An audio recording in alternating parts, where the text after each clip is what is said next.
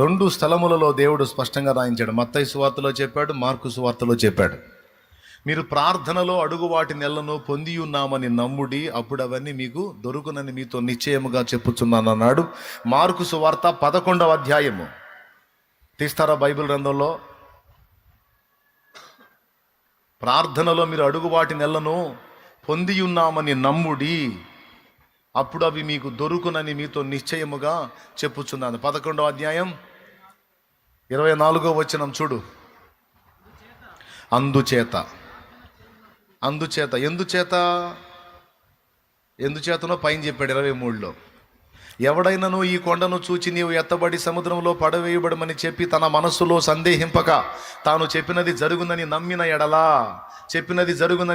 ఎడలా మనసులో సందేహింపక నమ్మిన ఎడలా చెప్పినది జరుగునని నమ్మిన ఎడలా వాడు చెప్పినది జరుగునని మీతో నిశ్చయముగా చెప్పుచున్నాను.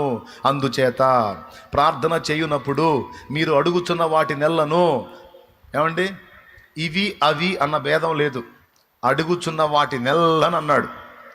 అడుగుచున్న వాటి నెల్లను పొంది ఉన్నామని నమ్ముడి, అప్పుడు అవి మీకు కలుగుందని మీతో చెప్పుచున్నాను.